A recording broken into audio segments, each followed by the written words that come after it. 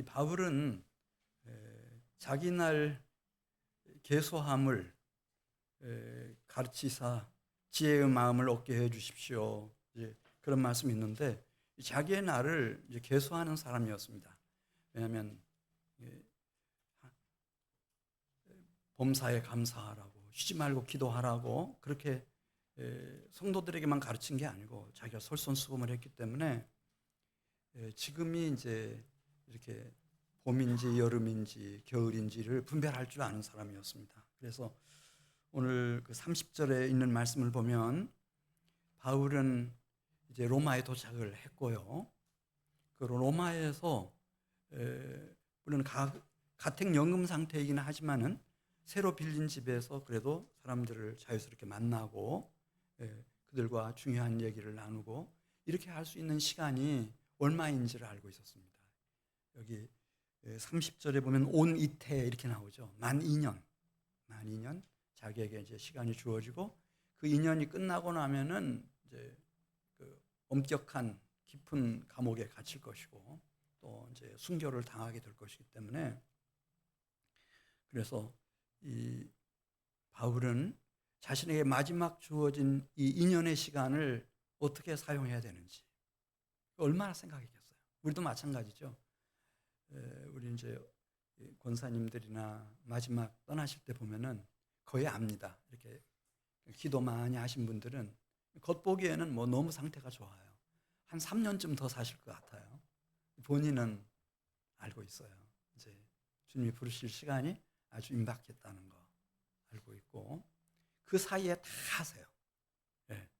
뭐 며느리하고 어려웠던 관계 다 해소를 하고 그다음에 또 정리해야 할 것들 다 정리하시고 이렇게 하세요. 이 바울도 마찬가지였어요. 23절 말씀 보면은 하나님이 주신 마지막 2년 그 시간을 주어진 환경을 어떻게 쓰는지 그 23절에 나오는데 오직 한 가지 주제 이 주제를 강론하고 증언하는 일에다가 전심전력합니다.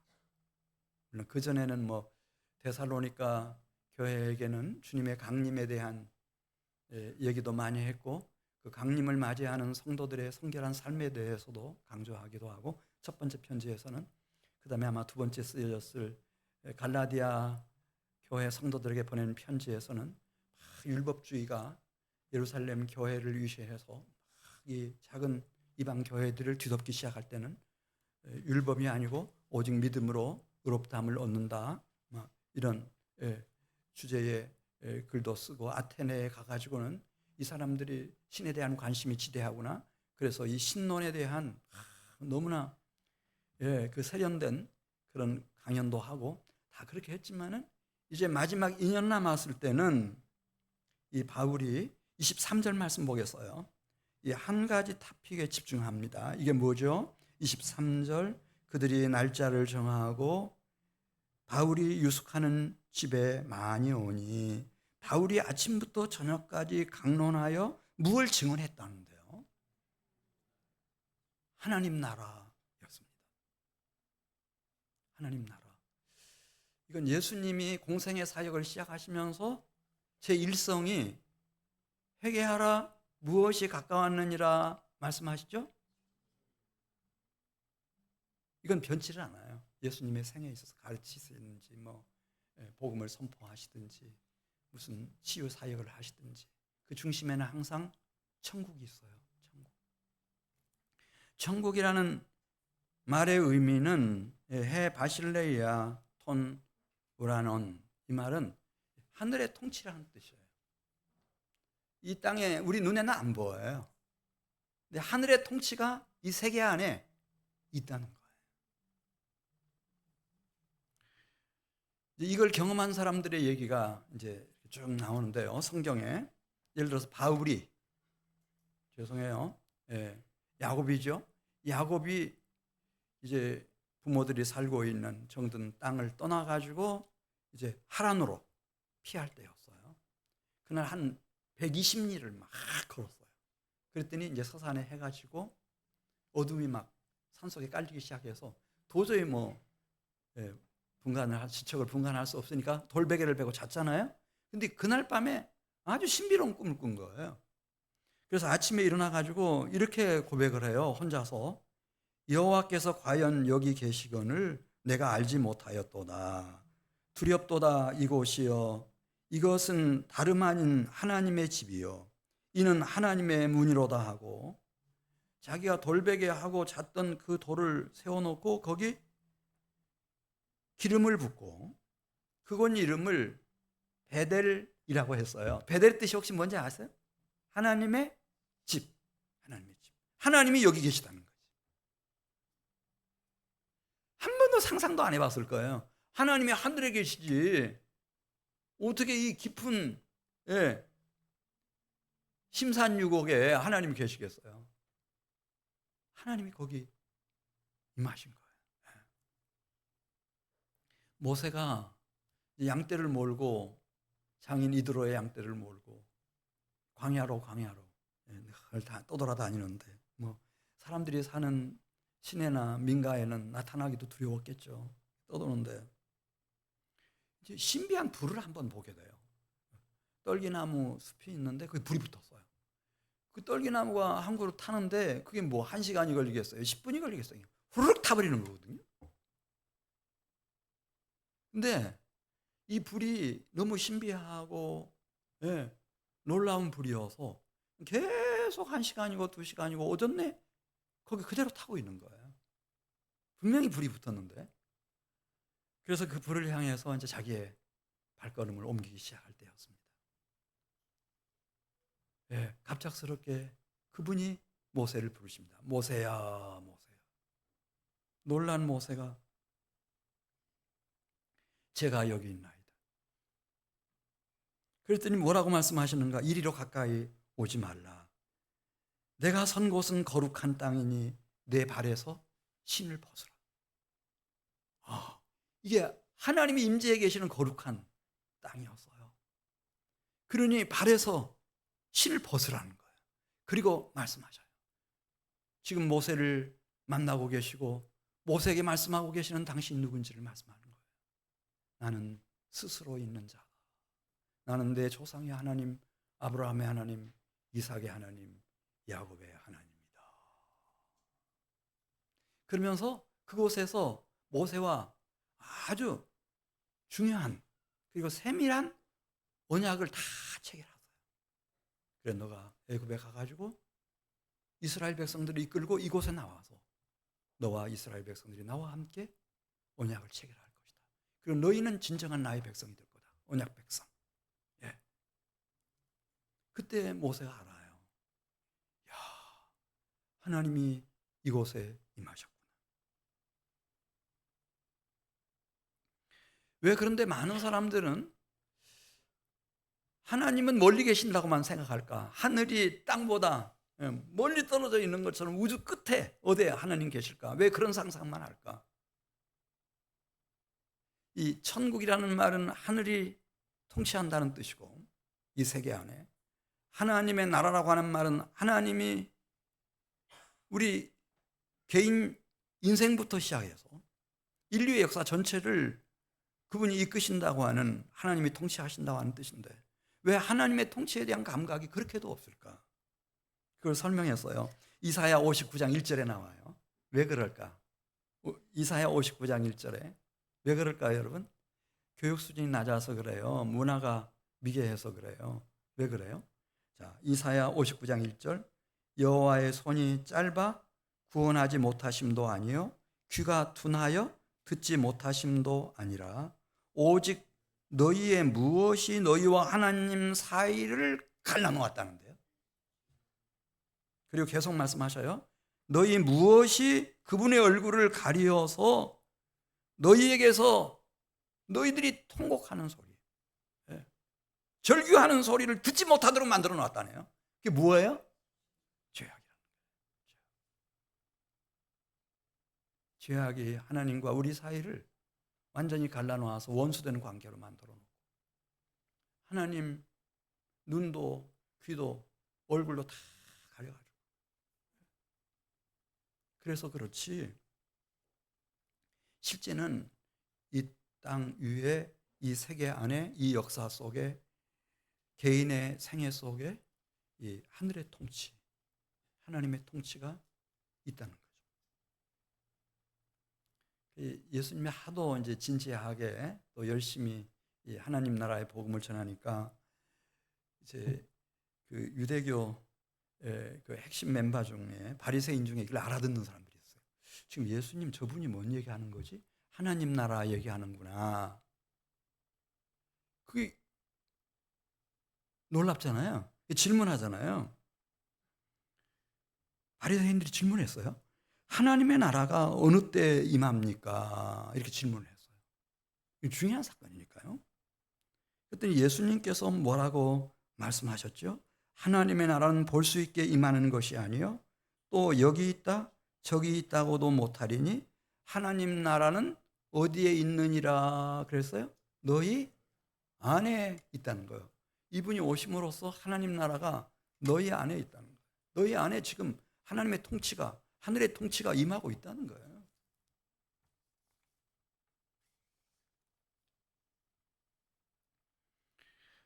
그래서 잘 못 알아들어요. 그래서 마가복음 9장 1절에 보면 하나님이 이 하나님 나라가 얼마나 그리고 임박했고 가까이 있는지를 이렇게 설명했어요. 마가복음 9장 1절에 내가 진실로 너희에게 이르노니 여기 서 있는 사람 중에는 죽기 전에 하나님의 나라, 하나님의 통치가 권능으로 임하는 것을 볼 자들도 있느니라. 목사님은 왜 마음대로 하나님 나라를 하나님의 통치라고 그렇게 막 번역하는 거예요? 바실레야예요. 나라란 말이에요. 천국 할 때 그 국, 나라도 바실레야예요. 통치라는 뜻이에요. 지금 제가 정확하게 해석하고 있는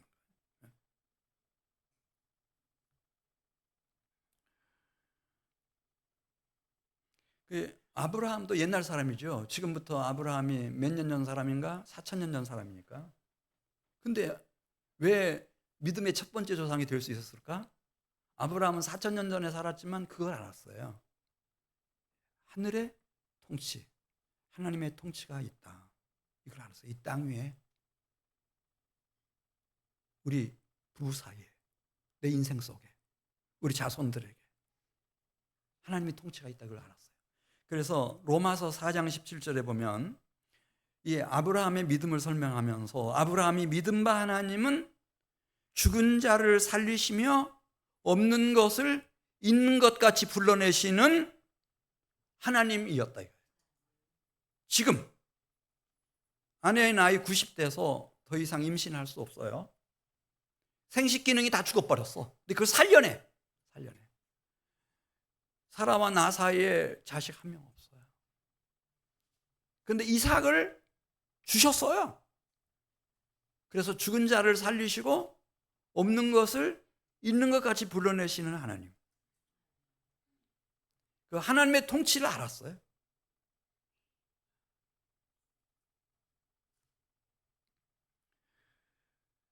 예수님은 요한복음 16장, 마태복음 16장 28절에 보면은 이 하나님 나라의 그 긴박성, 이 하나님 나라가 얼마나 가까웠는지를 이렇게 설명했어요. 네, 이건 잘 이제 보셔야 돼요. 마가복음 16장 28절. 진실로 너희에게 이르노니 여기 서 있는 사람 중에 죽기 전에 인자가 그 왕권을 하나님의 통치, 그 왕권을 가지고 오는 것을 볼 자들도 있느니라 그랬어요. 놀라운 얘기예요.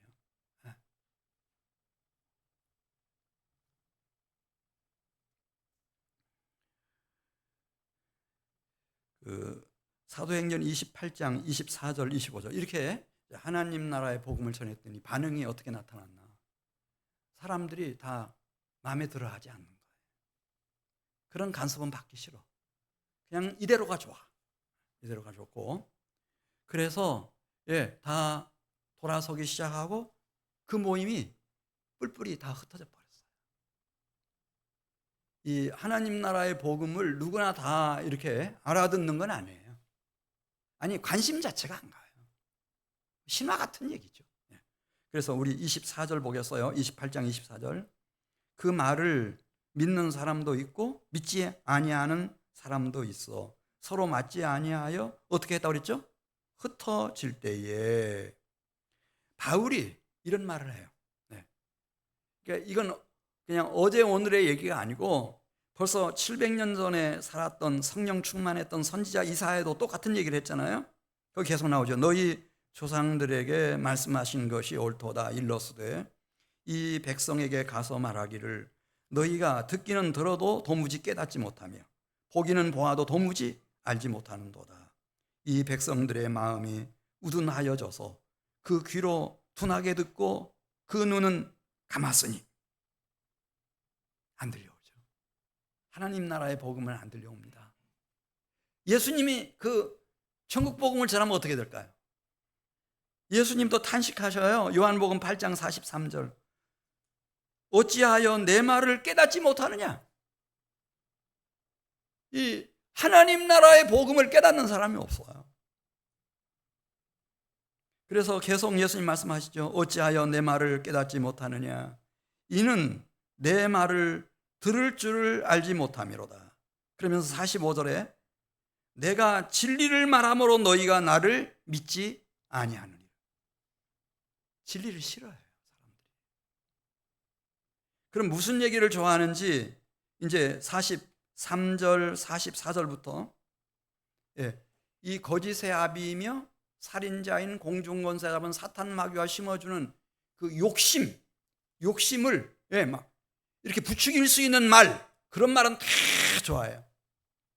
AI 그가 이끄는 그런 주식 거기 투자해라. 뭐 1년이 뭐냐? 6개월이면 뭐 지금 받는 월페이보다 더 많이 받을 수 있다. 막 이런 얘기들은 막 뜨겁지요. 막 뜨거워. 그 다음에 이 거짓의 아비니까 계속 미혹하는 소리를 한다는 거예요. 이렇게 하면은 그런 너의 기대를 다 충족시킬 수 있다. 이렇게. 그런 얘기들을 원래부터 좋아하지. 진리를 말하면은 그래 당신 열심히 땀 흘려서 그냥 많지 않지만은 생활도 하고 어렵지만 아이들 뭐 이렇게 고액과에 못 시키지만은 학교도 보내고 이렇게 하라고 하면은 다 싫어한다. 그러면 이게 언제부터 그렇게 됐나? 그리고 언제쯤 이런 인간의 욕망을 막 부추기고 사람들을 미혹하고 하는 이 악한 공중권세 잡은 사탄 마귀의 미혹이 언제나 끝날 것인가? 요한계시록 20장 7절 보면 그렇게 쉽게 끝나지 않습니다. 정권이 바뀌면 그렇게 되나?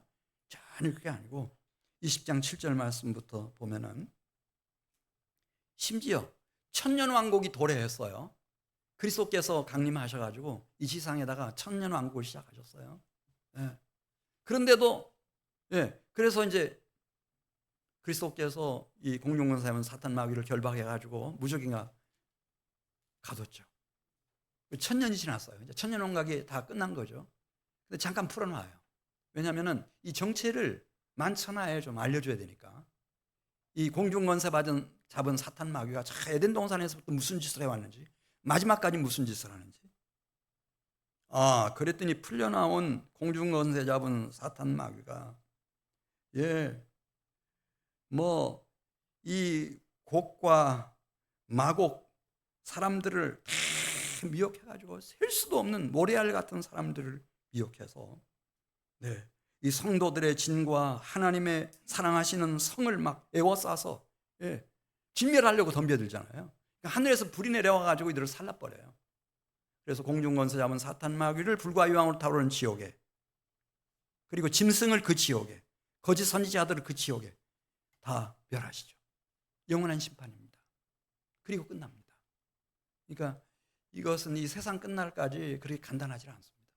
우리는 진화론 많이 배웠고 자꾸 진보한다고 하는 생각만 가지고 있는데 이건 조심하셔야 됩니다.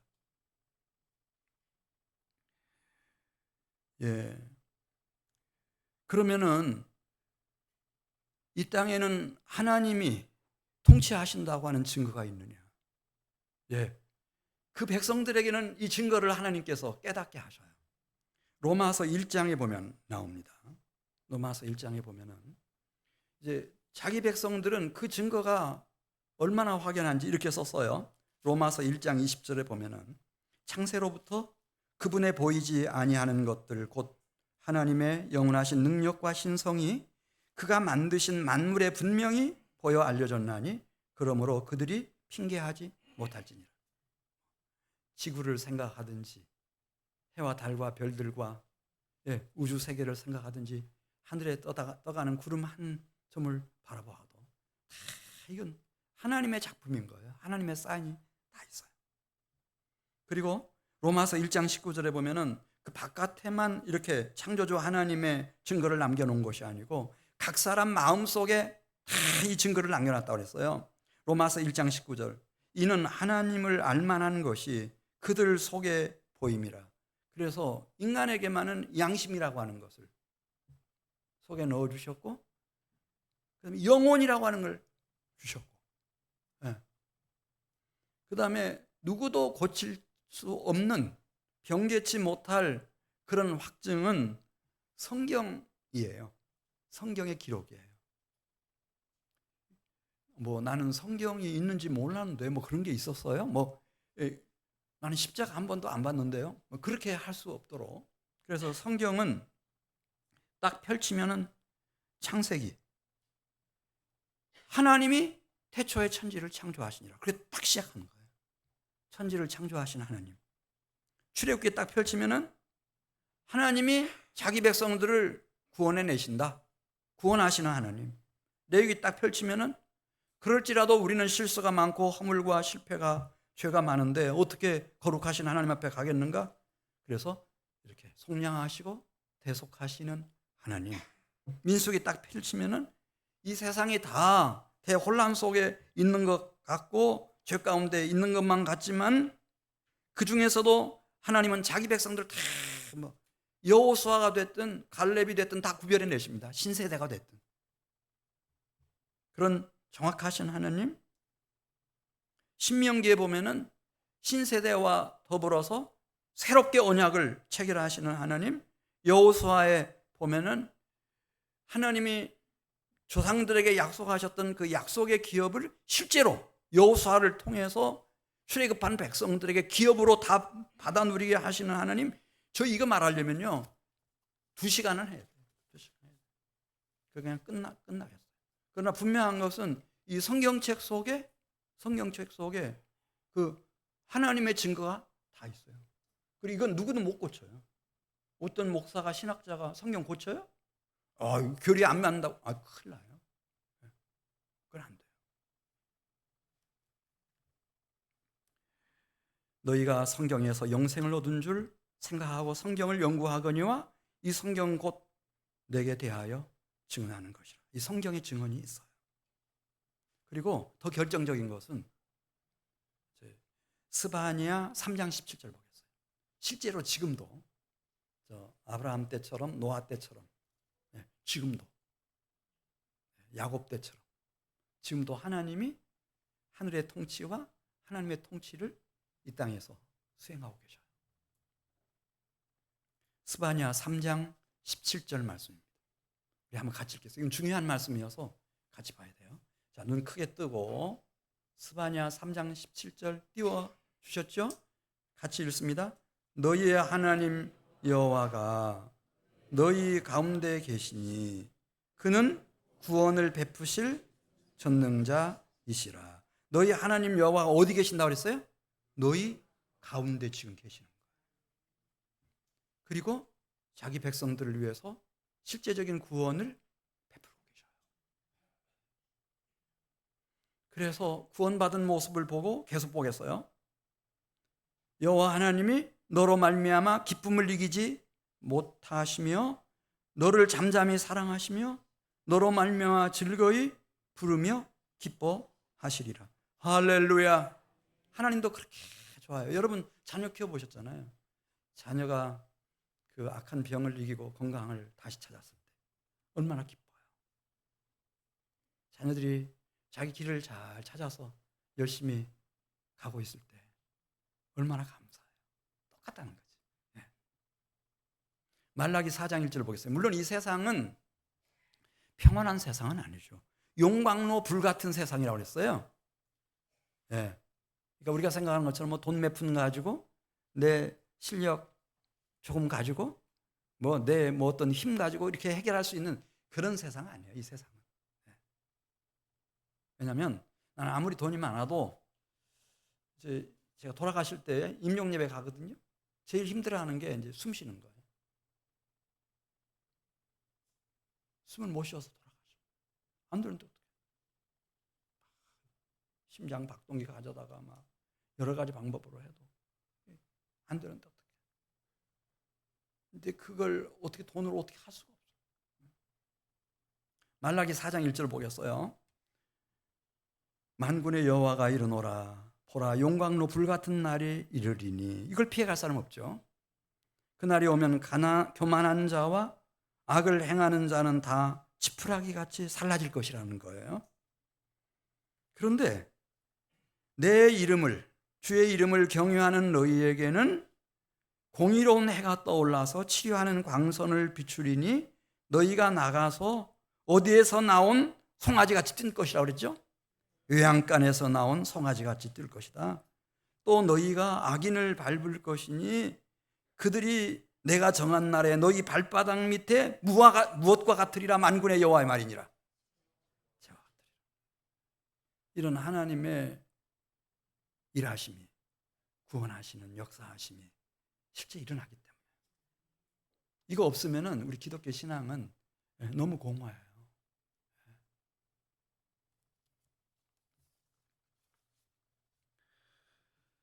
자, 이제 사도행전이 몇 장으로 끝납니까, 여러분? 제가 여러 달 한 것 같아요, 느낌에. 여러 달인지 한 달인지 모르겠는데 28장으로 끝나죠. 몇 절이 마지막 절이죠? 31절.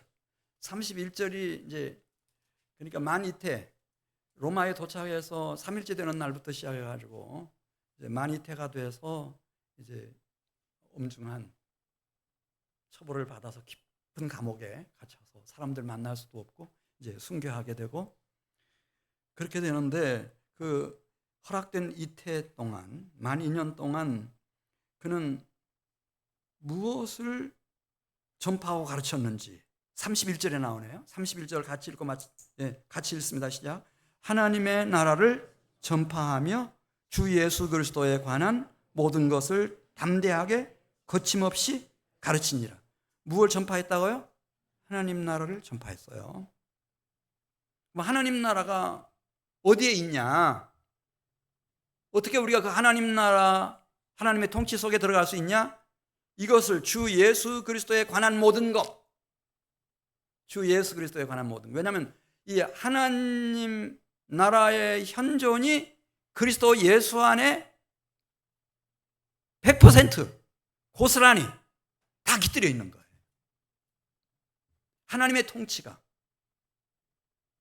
하늘의 통치가, 천국이, 하나님 나라가 누구 안에 있는가? 그리스도 예수 안에 있어요. 이게 하나님 나라의 현존이에요. 이 그리스도 예수 안에 있는 거예요. 이거 가르친 거예요. 가르쳤어. 그러면은 우리가 하나님 나라의 현존이신 그리스도 예수와 제대로 된 관계를 맺으면은 나에게 어떤 은혜가 임하는지 그 누가복음 24장 47절에서 설명하죠. 이제 이 하나님의 통치 안에 들어가려면 하나님 아버지 집에 결국 들어가려면은 우리가 더러우면 안 돼요. 욕심으로 더러워진다든지 혈기로 막 그렇게 더럽힌다든지 이렇게 허물과 죄악으로 뒤덮여 있어가지고는 안 되거든요. 그래서 제일 중요한 게 뭔가 하면은 죄 사함을 받는 거예요. 그리고 의롭다함을 받는 거예요. 주님의 법정에서. 할렐루야. 근데 이거는 내 개인의 노력으로 해결할 수가 없어요. 그래서 24장 47절 보겠어요. 그분의 이름으로 죄 사함을 받게 하는 회개. 이 회개가 예루살렘에서 시작해서 이 지구상에 있는 모든 족속, 모든 민족에게로 퍼져나갈 것이다. 이렇게 말씀했어요. 할렐루야. 죄 사함을 받고 의롭다함을 얻는 이 은혜. 그래서 내가 진정으로 죄사함을 받고 의롭다함을 얻고 나면은 하나님이 그래 너는 나의 보배롭고 존귀한 내 백성이며 나의 자녀다. 그렇게 인을 치셔요. 딱 인을 치셔요. 그 심령 속에다가 그게 뭔가 49절에 나오는 것처럼 어떻게 인을 치실까요? 볼지어다 내가 내 아버지께서 약속하신 것을 너희에게 보내주겠다. 뭘 보내주신다는 뜻일까요? 성령을 보내주셔요. 이건 받은 사람은 100% 알아요. 성령이 나에게 있구나. 근데 성령이 아직 임하지 않은 사람들은 성령 받은 것도 같고 받지 않은 것도 같고 성령이 왔다 갔다 하는 것 같고 그런 느낌이죠. 그래서 이렇게 죄사함 받고 의롭다함을 얻고 성령의 기름 부음을 받은 사람들은 마가복음 16장 15절 시간 관계상 17절로 가겠어요. 이런 사람들에게는 하나님의 통치의 표적이 나타나기 시작해요. 표적이 나타난다고요. 표적. 객관적으로 다 보여줄 수 있는, 확인할 수 있는 표적이 나타나요. 그 표적이 뭐죠? 17절이 나오죠. 마가복음 16장 17절 믿는 자들에게는 이런 표적이 따르리니 그들이 그리스도의 이름으로 귀신을 쫓아내요. 나를 막 미혹하고 지금까지 막 미치게 만들던 그 악령과 귀신들이 막 떠나가죠. 할렐루야. 이거 굉장한 거예요. 이 시달림이요 말도 못해요. 이 악령과 귀신들이 떠나가요. 그리고 언어가 바뀌어버려요. 여기 새 방언을 말하며 언어가 바뀌어버려요. 그렇게 쉽게 상처 주는 말들을 막 함부로 내뱉지 못하죠. 그 다음에 뱀을 집어 올려요. 실제로 이건 바울이 경험했던 바예요. 독사를 불 속에 떨어서 그냥 떨어뜨려 살라버렸잖아요. 뱀을 집어 올리며 무슨 독을 마실지라도 해를 받지 아니하며 병든 자에게 손을 얹은즉 치유가 나타나요. 주께서 함께 하신다고 하는 표적이 시시때때로 나타나는 거예요. 이 은혜로 살아가는 거죠. 할렐루야. 그래서 하나님의 나라는 고린도전서 4장 20절에 말에 있지 아니하고 무엇에 있다고 그랬어요? 능력에 있다고 그랬어요. 하나님 통치의 능력이 일평생 동안 가득하죠. 하늘과 땅의 모든 권세를 가지신 큰 왕이세요. 하나님의 통치의 현존이에요, 이분이. 하나님 나라의 현존이에요.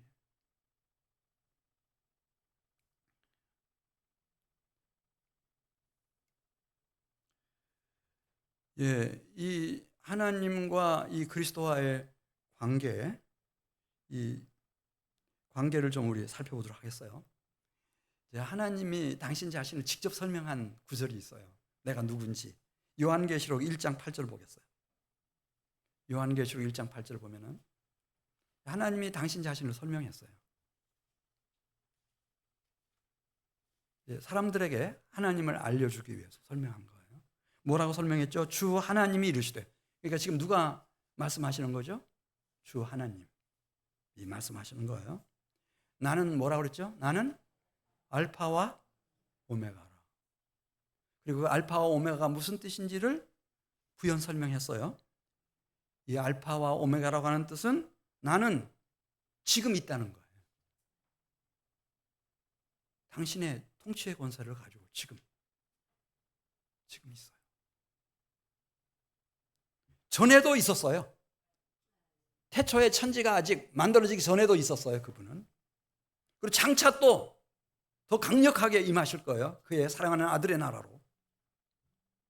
새하늘 새 땅 거룩한 성 새 예루살렘 성으로 장차 올 자요 전능한 자라 하시더라. 이게 하나님이 자기를 설명하신 거예요. 자, 제가 묻겠어요. 하나님이 누구예요? 알파와 오메가셔요. 그런데 요한계시록 22장 13절 가서 보겠어요. 여기 알파와 오메가가 나오네요. 여기는 3번을 반복해서 강조해요. 여기 알파와 오메가는 누굴까요, 여러분? 하나님 나라의 현존이신 그리스도. 이게 우리를 놀라게 하는 대목이에요. 자, 22장 13절. 나는 알파와 오메가요, 처음과 마지막이요, 시작과 마침이라. 다 같은 알파와 오메가라는 뜻이에요. 3번 강조하면서 무슨 얘기를 쓰고 있는가 하면 자기 두루마기를 이분의 피에 빠는 자들에 대한 얘기를 하고 있어요. 그들은 복이 있다. 왜냐하면 이들만이 생명나무의 길로 간다는 거예요. 생명나무 길이 언제 봉쇄됐죠? 아담과 하와가 하나님의 말씀을 불순종함으로써 생명나무의 길이 막혀버렸어요. 추방당했잖아요, 에덴 동산에서. 근데 생명나무의 길로 나가는 거예요. 그리고 거룩한 성, 새 예루살렘 성, 그 성에 들어갈 권세를 얻게 되는 거예요. 그래, 요한계시록 7장 13절에 보면 자기 두루마기를 빠는 자들, 이 흰옷, 깨끗한 옷을 입은 자들에 대한 이 설명이 나와요. 이 사람들은 도대체 어디서부터 나온 사람들인가? 이 사람들의 정체가 무언가? 요한계시록 7장 13절을 보면 하늘 보좌 옆에 있던 장로 중에 하나가, 이게 너무 중요한 대목이어서였는지 그 사도 요한에게 질문을 해요. 이 흰옷 입은 자들이 누구며 어디서 왔느냐? 요한이 잘 모르죠. 그래 당황해 하니까 설명을 해주는 거예요, 친절하게. 이 사람들은 큰 환난에서 나오는 자들인데 무엇에 그 옷을 씻어가지고 희게 한 사람들이라고 그랬죠? 어린 양의 피라는 말이 나오잖아요. 어린 양이 어디서 피를, 물까지 다 쏟으셨죠? 십자가에서. 어린 양의 피. 이게 침례 요한이 그분을 보고 보라, 세상 죄를 지고 가는 하나님의 어린 양이로다. 그 어린 양인 거예요. 요한계시록 7장 17절 말씀 보겠어요. 이 어린 양이 목자가 되셔서 이 흰옷 입은, 자기 두루마기를 빤 흰옷 입은 사람들을 생명수 강으로 인도하시고 아버지 하나님은 그들의 눈에서 눈물을 다 씻어주시고, 그래서 나와 아버지는 하나라고 그랬잖아요. 나를 본 자는 아버지를 봤다고 그랬잖아요. 그러니까 한 사람도 하나님 본 사람이 없어요. 아담과 하와부터 시작해서.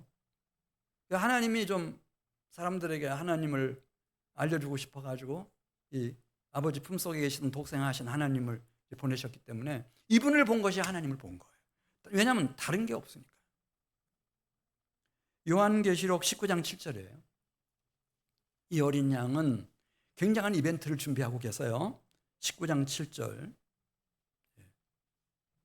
어떤 이벤트인가? 혼인잔치. 주님 말씀하셨잖아요. 기름 등불 준비한 슬기 있는 5 처녀는 혼인잔치에 들어가요. 근데 그거 준비하지 못한 사람들은 들어가요, 못 들어가요? 혼인잔치에? 못 들어가요. 자, 요한계시록 19장 7절 보겠습니다. 우리가 즐거워하고 크게 기뻐하며 그에게 영광을 돌리세. 이 혼인잔치의 이름이 어린 양의 혼인잔치예요. 어린 양의 혼인기약이 이르렀고 그의 신부 아내가 자신을 준비하였으므로, 요한이 보니까 이 사람들은 무슨 옷을 입고 있었죠? 무슨 드레스를 입고 있었어요? 빛나고 깨끗한 세마포 예복을 다 입고 있는 거예요. 그 세마포 예복이 뭔지 묵상했어요. 그랬더니 이 세마포 옷은 성도들의 뭐라고 그랬죠? 옳은 행실이라는 거예요. 그러니까 입고 있는 이 겉옷만 그 어린 양의 피에다 빤 사람들이 아니고 벌써 자기들의 마음, 심령, 영혼까지 다 새 생명을 얻은 사람들이에요. 행실 자체가 달라요. 어떻게 다른가? 빛나고 깨끗한 세마포 옷처럼. 그렇게도 하나님의 나라에서 주님 앞에서 아름다워요. 그렇게 순결해요. 너무너무 귀한 거예요.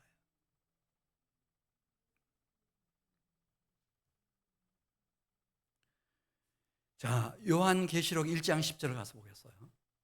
그래서 거기 보면은 이 하나님 나라의 현존이신 그리스도, 이게 무슨 뜻인지를 이제 요한계시록 1장 10절에서 우리에게 잘 보여주고 있어요. 요한계시록 1장 10절. 이제 우리는 조금 정신 차려야 돼요. 예. 여기서 이제 헷갈리면은 이게 지금 뭔 얘기하는지 이렇게 되는 거예요. 예. 요한계시록 1장 10절 같이 읽습니다. 주의 날에 내가 성령에 감동되어, 여기서 나는 누굴까요? 반모섬에 유배되어져 가 있는 사랑하는 제자 요한. 요한이 성령에 감동하심을 받고 성령 충만을 받고 하나님 나라의 현존이신 그리스도 앞에 서게 된 거예요. 지금 그 얘기 쓰는 거예요. 주의 날에 내가 성령에 감동되어 내 뒤에서 나는 나팔소리 같은 큰 음성을 들으니 촛대 사이에 인자 같은 이가, 어린 양이시죠, 발에 끌리는 옷을 입고 가슴에 금띠를 띠고 계시는데 이분은 하늘과 땅의 모든 권세를 가지신 큰 통치자시죠. 17절 가서 보겠어요. 17절. 요한계시록 1장 17절입니다. 내가 볼 때에 어떻게 됐어요? 사랑하시는 제자일지라도 그분의 발 앞에서는 엎드러져 죽은 자같이 됐어요. 저도 이런 환상 경험했는데 이때는 손가락 하나 까딱 못해요. 이분의 위엄과 거룩한 영광 앞에서. 그랬더니 그리스도께서 오른손을 요한에게 얹어주셨어요. 그리고 말씀하셔요. 두려워하지 말라. 그러면서 당신을 소개하셔요. 사랑하시는 제자에게. 이건 아마 극비사항일 수도 있어요. 뭐라고 말씀하시죠? 나는 처음이요 마지막이다. 이게 뭐죠? 알파와 오메가다. 곧 살아있는 자다. 이분은 죽었어요. 십자가에 의해서. 근데 지금은 살아계시고 하나님 그 영광의 보좌 우편에 계셔요. 거기 그랬잖아요. 내가 전에는 어땠다고 그랬죠? 죽었었노라. 십자가 위에서 죽었었어요.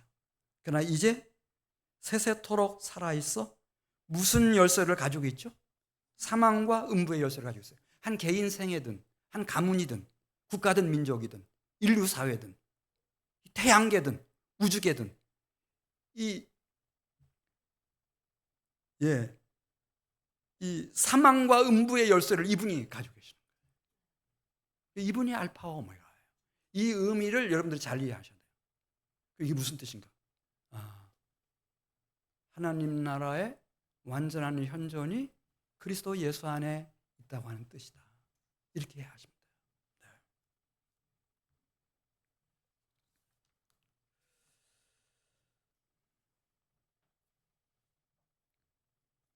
그래, 이분이 이 세상에 오셔서 몇 년 사셨어요? 33년 사시는 동안에 이분은 무슨 일을 하셨을까요? 선한 이웃이 되어, 강도 만난 사람들의 선한 이웃이 되어 친구 사귀는 일을 하셨어요. 어디 그런 말이 있습니까? 요한복음 15장 15절 기억하기도 좋아요. 요한복음 15장 15절입니다. 같이 읽습니다.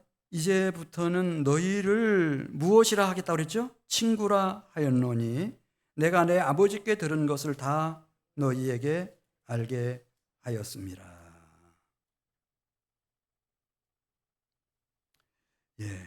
사람이 친구를 위하여 자기 목숨을 버리면 이보다 더 큰 사랑이 없느니라. 예수님은 이 세상에 오셔서 아무것도 없어요. 건물도 없고 책 한 권도 안 썼어요. 바울이 이제 데살로니가 전서부터 쓰기 시작해서 신약 성경이 완성된 거지. 구약 성경은 그분 오시기 전에 있었던 거고 책 한 권도 안 쓰고, 학교 하나 세운 것도 없고 아무것도 없어요.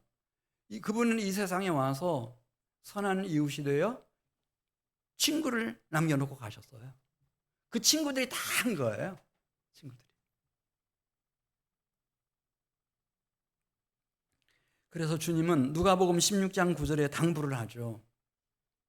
너희는 해야 할 일이 있다는 거죠. 적어도 이 세상에 속한 사람들 말고 하나님 나라의 완전한 현존이신 그리스도를 만난 생애들은 해야 할 일이 있다는 거예요. 돈을 많이 버는 걸까? 돈 많이 벌어야 되겠죠. 그러나 누가복음 16장 9절. 내가 너희에게 말하노니 불의의 제물로 무엇을 사귀라 그랬어요? 친구를 사귀라. 그리하면 그 제물이 없어질 때에 그들이 너희를 영주할 처소로 영접하리라. 땅이 수십만 평이 돼도 그건 어떻게 갈 때 아무런 의미가 없어요. 그냥 이제 자식들 간에 이제 재산 다툼만 일어나지. 그렇게 그래서 주님 말씀하시는 거예요. 집이 아무리 여러 채 있어도 그렇고, 불의한 제물로 무엇을 사귀라고요? 친구를 사귀라고요. 이 친구는 하나님 나라까지 같이 가요. 그래서 로마서 12장에 많은 사람을 옳은 대로 돌아오게 한 자는 하늘의 별과 같이 영원토록 빛나리라고 그랬어요. 결국 하나님 나라 가면 뭘 가지고 결산하지 아세요, 여러분? 나를 통해서 누가 천국에 왔는가, 그거예요. 이 땅에서 무슨 시장을 지냈냐, 대통령을 지냈냐, 그런 건 의미 없어요. 하늘의 밀이 땅에 떨어져서 이 구령의 열매를 맺혔냐? 누구냐 이거지. 누구냐 이거. 그거밖에 없어요. 지금 제가 하는 얘기 대충 이렇게 넘겨 들으시면 안 되고.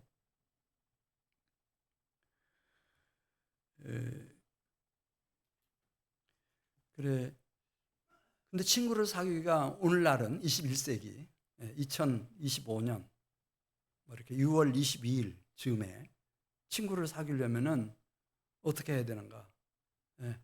학자들이 얘기하는데 이사 오는 사람을 주목하라는 거예요. 누구요? 우리 지역으로 이사 오는 사람.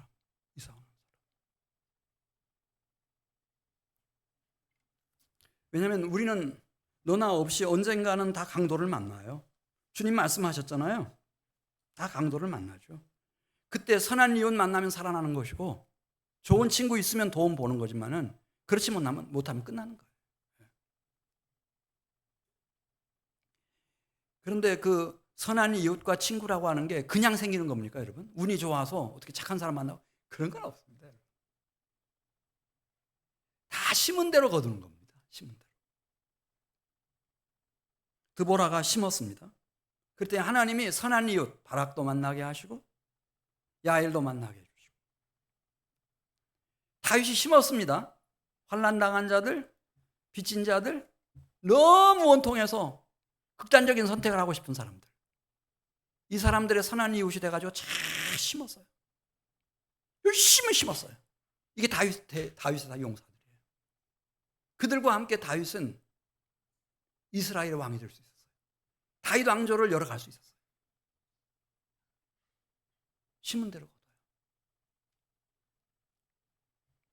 제가 이번 주간에 이제 예수님의 12제자들을 이렇게 쭉 연구해 봤거든요. 그러니까 처음에 예수님이 12명 제자 불렀을 때 그 명단이 마태복음 10장에 나와요. 근데 거기는 제1그룹부터 시작해서 5그룹까지 나누고 그냥 혼자 남아있던 사람 하나가 있어요. 맨 뒤에 누구였을까요? 유다였어요. 독처하는 것이 하나님 보시기에 좋지 않다고 그랬는데 그는 결국 사탄 마귀의 밥이 돼요.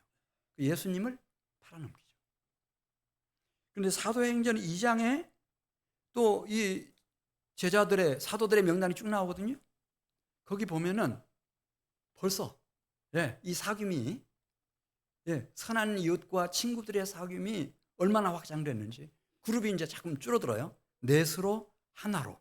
그 그룹 속에 여성 제자들도 다 들어오고 모친 마리아도 그다음에 한때 예수님 안 믿었던 남동생들까지 다 들어와서 마음을 같이 하는 원팀이 돼버려요. 그러니까 서로가 서로를 위한 선한 이웃인 거죠. 좋은 친구가 된 거죠. 거기에다 성령이 부어지니까 예루살렘을 바꾸고 이 세상을 바꿔버린 거예요. 혼자는 안 돼요. 그래서 제가 부탁드리고 싶은 얘기는 우리 사랑하는 성도 여러분들이 이게 적은 단지가 아니에요. 1973세대인가 된다면서요. 그러면은 조금만 관심 있으면은 금방 우리는 알아요. 이 사람이 이 지역에 이사 온 사람이다. 금방 그런 지혜를 하나님이 자기 백성들에게는 다 주시죠. 그러면 내가 좀 마음을 기울여서 내가 찾아가는 거죠. 그냥 아파트 안에 벤치에 앉아 있어요. 우두커니 앉아 있어요. 가장 인생을 살다가 힘든 게 뭔지 아세요? 외로움이에요. 새로운 곳에 이사 왔기 때문에 아들, 딸 지금 어디 출근하고 혼자 있어. 감옥 같아, 아파트가. 외로움만큼 사람을 고통스럽게 하는 게 없어요. 무서운 저주죠. 근데 선한 이웃이 하나 나타났어요. 내 앞에 와가지고 인사를 하고 옆에 앉아요. 앉아도 되겠습니까? 그리고 저는 큰 마을에 살고 있습니다. 큰 마을이 뭐예요? 여기 옆에 있는 아파트 단지입니다. 이렇게 말하고. 그 다음에 손자, 손녀들 얘기하면은 학교 얘기도 좀 우리가 할 수 있고, 이 근처에 어떤 학교들이 있는지. 또 제가 전입신고를 해야 되는데 어디로 가야 되는지 모르겠습니다. 동사무소가 어딘지 모르겠습니다. 그러면은 좀 탐방동 동사무소 어딘지 좀 알아놨다가 가는 길도 좀 설명해 드리고, 지하철, 버스 타는 것도 좀 설명해 드리고, 한민시장이 여기 어디 있다던데 모르면 어떻게 한민시장 가야 되는지도 좀 설명해 주시고, 그리고 가능하면 한민시장만 설명하지 마세요. 한민이라고 하는 말이 나온 김에 잘 보이지 않지만은 바로 여기 가면은 아주 괜찮은 교회가 있다고. 한민교회가 있는데 그 영화부가 말이지. 여러분, 한민교회 영화부만큼 훌륭한 부장님이 계시고 그렇게 교사들이 헌신적이고 그런 교회가 많지 않아요. 유초동부도 마찬가지. 배타령이시잖아요. 그분 만나면 다 예수 믿게 돼요. 청소년부도 마찬가지예요. 그런 젊은 리더가 어디 있어요? 그는 지금 야간 학부에서 공부하는데요. 거기는 여기 계룡대가 있으니까 장교들, 또 연구소가 여기 대전에 대덕연구소가 있어서 그 연구원들, 병원 하시는 원장님들 저녁에 다 와요, 공부하러. 그 중에서 어떻게 올해 일을 맞아요? 그것도 A+.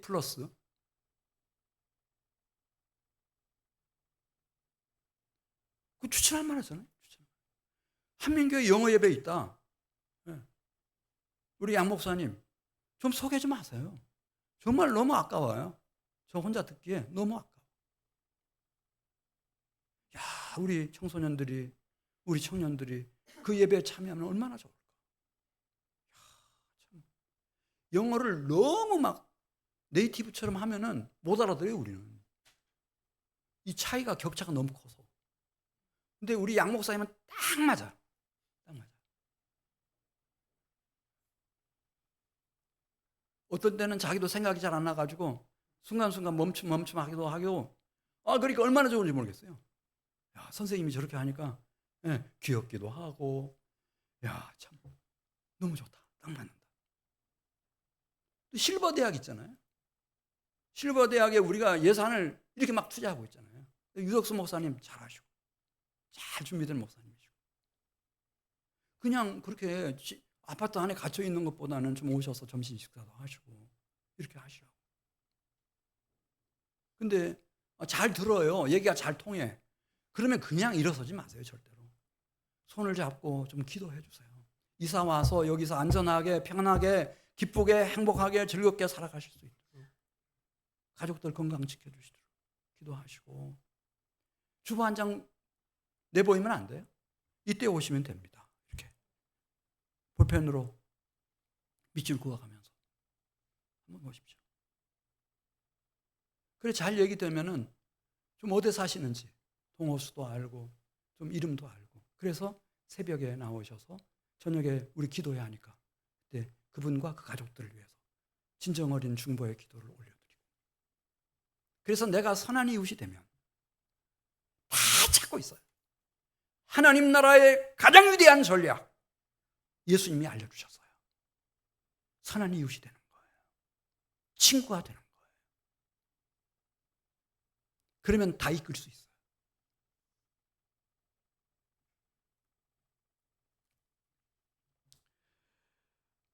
우리가 27일부터인데 하나님이 만들어 놓으신 우리 각 사람에게 선한 이웃이 되고 좋은 친구가 될 수 있는 천재일류의 기회가 우리 앞에 지금 와 있는 거예요. 여러분들이 좀 마음도 기울이시고 기도하시면 그런 마음 다 주세요. 시간도 좀 투자하세요.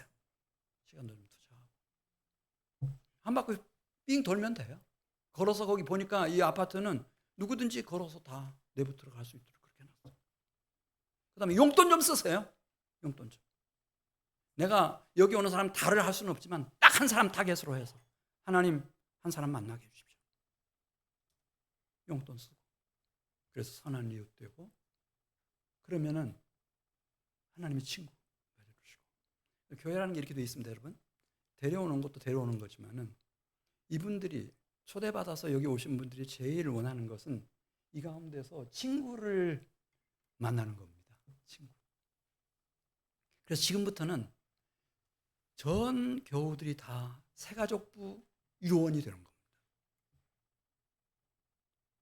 유초동부 아이가 왔습니다. 할머니 할아버지가 나설 수도 있지만은 뭐 새가족부 어른들이 나설 수도 있지만 얘 아이들은 유초동부 친구들 좋아하는 겁니다. 유초동부가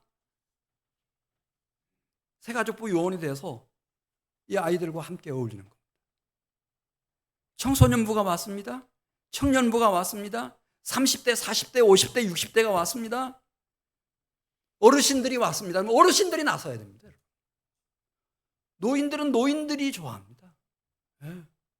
노인들은 노인들끼리 막 몇 시간이라도 얘기할 수 있습니다. 근데 젊은 사람들은 속 터져서 그 같은 말 또 하고 또 하고 하니까 어울릴 수가 없습니다. 그래서 오셨는지, 누가 처음 오셨는지, 여기 다 오셨잖아요. 오신 분들 계시면 꼭 인사를 나누십시오. 우리 교회가 지금 제일 중요한 것은 하나님이 이끌어 오시는 분들의 선한 이웃으로서 내가 먼저 다가가서 인사하는 거고, 그 다음에 이분들의 필요를 찾아주는 건데, 그 필요라고 하는 것이 물론 뭐 성경도 찾아주고 이런 것도 필요겠지만 가장 필요한 것은 자기한테 꼭 필요한 좋은 친구를 삼아주는 겁니다. 국제교회도 마찬가지입니다. 여기 한 자매가 왔다. 카라라고 하는 자매가 왔다. 필리핀에서. 놀랍잖아요. 그럼 이 자매의 니드를 알아야 돼요. 이 자매가 여기 왔을 때 가장 소원한 게 뭘까요? 한국 사람 친구 삼는 거예요. 이거예요. 이걸 채워주는 거죠. 다 가만히 있어. 그럼 그렇게 몇 달 하다가 몸부림 발버둥 치다가 떨어져 나가요. 다른 사람들도 마찬가지예요. 교회의 성장학자들이 다 하는 얘기는 이 교회 안에 친구가 있으면은 다른 것이 조금 미흡한 게 있어도 다 잘 적응한다는 거예요. 근데 친구가 없으면은 막 한 달, 두 달 이렇게 막 몸부림치고 막 이렇게 억지로 나왔다가 다 떨어져 나가는 거죠, 어느 순간에. 선한 이웃, 나의 소중한 친구. 우리 같이 기도드립니다.